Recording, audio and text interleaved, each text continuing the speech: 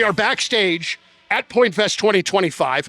One of my very favorite parts about doing this job over the years. And gentlemen, there's been over 42 Pointfests, and I've either worked or been at, I believe, 37 or 38 of them, all right? So I'm a veteran, as they say. You can say old guy, that works too. But one of my very favorite things is when a band gets their first taste of our show and at Pointfest, and this is Post Sex Nachos' very first time playing our show. So I would just kind of like to say, welcome to the party, everybody. It's great to have you here. So your band is from Columbia, Mo. It's kind of where the genesis of everything kind of started for you. Where was the first place that you went outside of Columbia that the crowd was there for you, or the crowd went off for you so that maybe the next time they were there to see you? Oh, that must have been St. Louis, Hey, right? how about that? Proximity and such.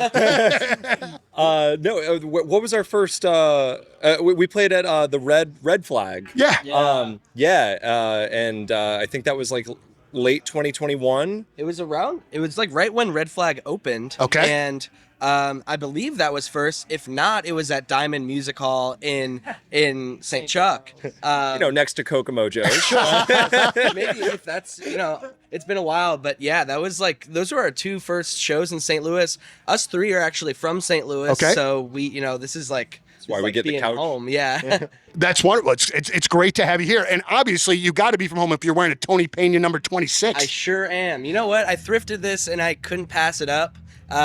And obviously, I don't know if I was alive when Tony Pena was playing. But see, those are the kind of things I don't think that we need to point out in the interview. You know what I mean? Like, not that I got to see him play like a whole bunch, not only for the Cardinals but the Pirates as well. I love Tony Pena, like for real. And also too, I found a white Vince Coleman version of that at a thrift store, and it was like my birthday. Like I couldn't believe it. I was so happy about it.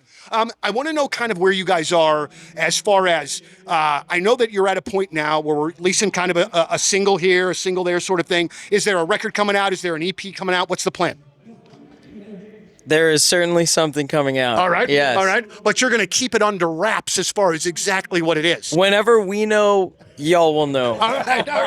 I also think that that's a fascinating thing about bands is you guys do a lot of work up front, to have other people say, not yet, hold on, not ready, we're ready. What? Where? But has that been something that you've kind of takes a bit of getting used to, the whole process of the business of what you do? Sure. Yeah, no, it's usually up until this point, we haven't really been told not to do something yet. Sure. But we, obviously there's a lot of strategy this day and age with the internet and streamers and such, that we have to have a rollout schedule, and it can be frustrating sometimes when we were in the studio this week and we think we just made the best song we've ever made. Yep. And, we would love to just put it out tomorrow, but, right. We have other songs coming out first. Sure.